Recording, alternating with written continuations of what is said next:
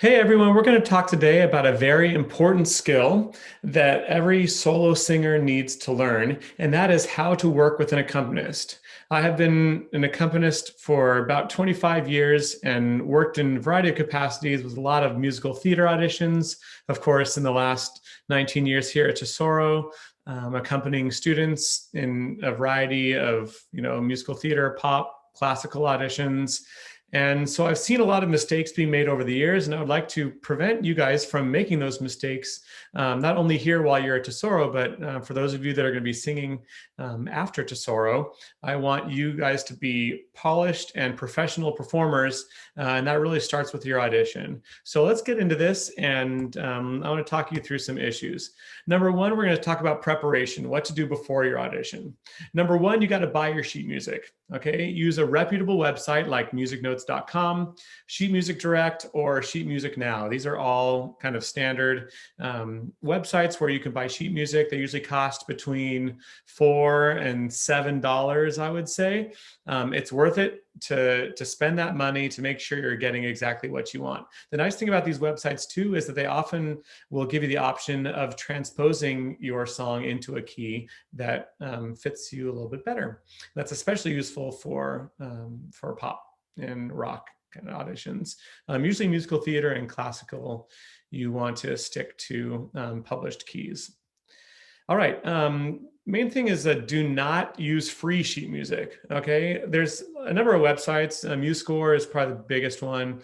But even you can find some sheet music on Google Images or other similar websites. Do not use music from here. Oftentimes these are user submitted, meaning like anybody, can sit down and notate some music in their house and submit it to these websites, and then all of a sudden it's available for everyone to download. The problem is that people that don't know anything about music publishing oftentimes make really, really bad decisions and contain note errors, chord errors. I can't tell you how many people brought in music over the years that have been printed off from MuseScore, and there's been a whole host of errors. So just avoid that completely. Next thing is buy a small 1-inch black binder and clear non-glare plastic sheet protectors. That will make the pages easier to turn for your accompanist. And that's obviously when you're in an audition as an accompanist. I've got to sight read a bunch of music, and I don't want anything to get in the way, pages falling down. Keep it organized into a binder. Make sure that your music is printed clearly. Okay, it doesn't have any stray markings. I'm not talking about important markings. We'll talk about that later. But any kind of like coffee stains or like, you spilled your lasagna on it right before your audition. And it doesn't have any missing notes, okay, on the top or the bottom. If your music comes in a book, like a 1-inch like book that has a bunch of different songs in it, just photocopy the pages that you need for your audition. That's going to make it a lot easier. Those books really don't hold up well on a music stand, especially on the piano. So put them in a binder, photocopy the music, make it easy for your accompanist. Make sure all notes are visible. Okay, there's a lot of people that will photocopy music, and then all of a sudden they realize that the bottom, the whole bass clef on the bottom is cut off, or the treble clef on the top is cut off. Make sure that all notes are there. Double check it with the original if you're making photocopies from a book. And this won't be a problem if you print off your music from the internet, hopefully. You just check your printer settings, make sure that it doesn't enlarge something where, again, it gets cut off. But just double check to make sure everything is there. Otherwise, your accompanist is not going to know what to play.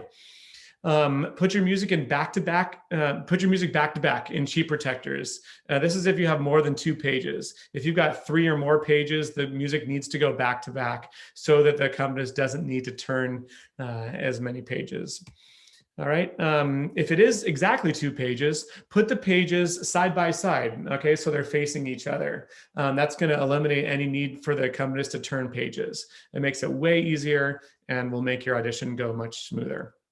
If it's only 1 page, then just in the binder by itself, or a couple of other options. If you don't want to use a binder, you can use a manila folder and just kind of tape it onto there. Or you could even use just a piece of cardboard that's kind of cut out to the 8.5 by 11 size that makes it really sturdy. Just don't ever go into audition with a single sheet of paper and give that to your accompanist. Okay, those pieces of paper will fly off. Just a small little breeze coming through, even from a fan or from from anything in the room, can cause problems with the music falling off. So don't put any loose pages, or don't give any loose pages to your accompanist. Put the sheet protectors, once you get them back to back, put those in that binder that you have purchased.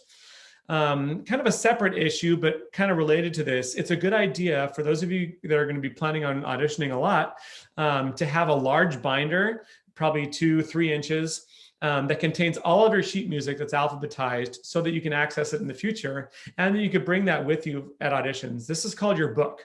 And in musical theater circles, this is really, really popular, to have your book of all the songs that when you go into audition, you have a number of different songs that you can pull out. Let's say the producers want to, hear you sing something slow or something old or something new. Like, you just want to have a variety of songs in your book that you can pull out. So you bring that book, perhaps to your audition, but then you also have a small book just for your accompanist that contains just the song that you're singing. Make sure the binder's in good shape and doesn't have any like worn out hole punches, or the sheet protectors are falling out or anything like that. Again, just want to make things easy on your accompanist. If you have any cuts, that means if you're cutting from one part of the song to the middle, or from one section to a next section, just make sure it's very, very clear. Use big colored markings with a highlighter, okay? And make sure that doesn't cover up any of the actual notes. That's why you don't want to use like a Sharpie or any kind of other pen that could kind of like cover up other notes. If you use a colored highlighter, it really helps to make it clearer. So if you're skipping from one section to the next, just draw a big arrow from where you're going. Another thing you can do is highlight the text of the exactly what you're going to be singing for your audition. If there's a situation where you're going to go right to the second ending, oftentimes in sheet music, there'll be the first ending where you go through the song, you sing the ending, and then you go back and repeat. And then the second time you go to the second ending. Well, if that happens, let's say you just want to finish with the second ending and you don't even want to bother with the first ending. Make sure that you label that in your sheet music. All right. If you do make any kind of cuts, just make sure they make sense. A lot of people will cut between sections, and then all of a sudden you go from one thought to a completely random thought, and it doesn't make any grammatical sense. Just use intelligent, thinking in terms of how you're going to, process through your song, and that it makes sense, especially when you're starting a cut. You don't usually want to start in the middle of a section. You kind of want to start at the beginning of a section and end at the end of a section. Don't like end in the middle of a phrase or in the middle of a thought. Kind of make the thought come to its full conclusion before ending your cut. Look exactly where you've written start and stop and make sure that it's clear. Make sure that you also notate exactly where you are going to start your vocal and where you want the pianist, your accompanist, to start. Okay, because some people, you may want to start at a certain spot, but you may want a measure or two kind of leading in to that audition. So if you don't put that in your directions to the accompanist, then they're not going to know exactly where to start. So usually there's a difference between your starting and stopping points and the accompanist starting and stopping points. Just make sure that you're thinking through all that. Of course, before the audition, you need to know how much you're expected to sing. So whether that's a 16 bar, 32 bar cut, those are kind of standard musical theater cuts. Sometimes they'll give you like a minute or 30 seconds, things like that. Just always know before you go in how much you're expected to sing. Make sure your song is in the right key. Do not ever accept the accompanist to be able to expect the accompanist to be able to change your key on the spot.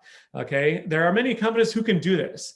However, it's not a good idea to expect that of your accompanist, and it just shows a lack of preparation on your behalf. Okay, again, with the advent of all these sheet music websites, they have the ability to change the key of your sheet music before your audition. So, highly recommended to do that beforehand. Don't ever go into audition and expect your accompanist to change their key. All right. This one is a little tricky for you guys to know without actually talking to an accompanist, but make sure that you pick a song that is sight readable. Some accompaniment parts are so difficult that it requires a lot of practice. And so when you bring that into our audition, your audition is going to be fumbling their way through it, just to try to make sense of it all. And it would be a much better decision if you picked something that was a little bit easier to play for your accompanist. So when you come in, they'll be able to play accurately what's on the page. And this might, again, require talking to an accompanist like myself. I'm happy to answer these questions for you, even long after you're graduated here, to let you know if something is sight readable or not. All right.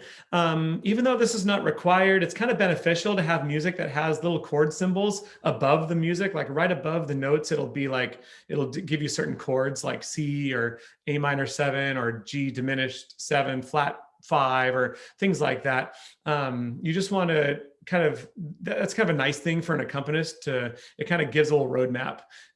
So if your accompanist does get lost or doesn't know how to play, like there's just something that's very, very tricky, that kind of gives a little bit of a help for your accompanist. Not required, but kind of nice. All right. And kind of the big thing about all this is make sure your accompanist is turning as few pages as possible. Sometimes you can even lay out, 5 to 7 pages all at once by using like a kind of a booklet folding method. And that's really, really nice to not have to turn any pages when you're an accompanist, because obviously both your hands are busy playing the song, and it's tricky to, especially in a song you don't know, to be able to turn the pages and play everything accurately. All right, so what do you do when you're at your audition? If the first 2 words out of your mouth when you meet your accompanist are, I'm sorry, ... like, I'm sorry this music is in such bad shape, or I'm sorry, blah, blah, blah, that's 2 strikes against you right there, because that accompanist is going to talk to the director and say, this person wasn't prepared. So just make sure that your sheet music is in good shape. Everything's the way it should be. Don't ever have to apologize to your accompanist. All right. I talked about this before, but tell the accompanist exactly where you're starting and ending. This has to be very clear when the accompanist has to start, not exactly where you're going to start singing, but where the accompanist is going to start and end. And then if there's any other important information, things like if there's a big tempo change, or if you're going to skip to the second ending, or if you're not taking a certain repeat, or if there's a really big fortissimo thing that you got to make sure and the accompanist hits really hard, those are the things you might want to communicate to your accompanist before they start playing. Okay. Anytime you're doing any cuts, make sure that your accompanist knows. One thing that is always a suggestion is to sing a little bit of your selection so that it indicates to the accompanist how fast or slow the song should go. All right. And make sure that you sing it at the right tempo, because sometimes you get nervous and you start singing things a little bit faster. You're like, it goes like this: happy birthday to you, happy birthday to you. But it's like you really want it to go, happy birthday to you. If you need to tap your foot or tap your leg or do something to kind of keep the beat, just make sure that you give some kind of direction to how fast or slow the song should go. If you don't, the accompanist is going to guess, and that may not be the exact same tempo that you want to go. So just be overly clear when it comes to speaking to your accompanist. Walking confidently to your audition spot. Okay, well, after you give that sheet music, you walk confidently to your audition spot, and basically just give a little nod to the accompanist when you're ready to go. You take a second to kind of compose yourself, and then give that nod, and then go for it. Okay. And sing with confidence. That's what we always want at your auditions. We don't want you to come across as being hesitant, even if you're super nervous, which all of us get, right? It's okay to be nervous, but you don't let on that you're feeling nervous. You just go in there and own the stage and make it happen. All right. So there's just some suggestions that I have for you guys. If you want this in a little cheat sheet, I've got a 1 page of this that I can send to you, that you can kind of keep as a reference in your book, for you to keep in mind in the future. Hope this was helpful. We'll see you guys later.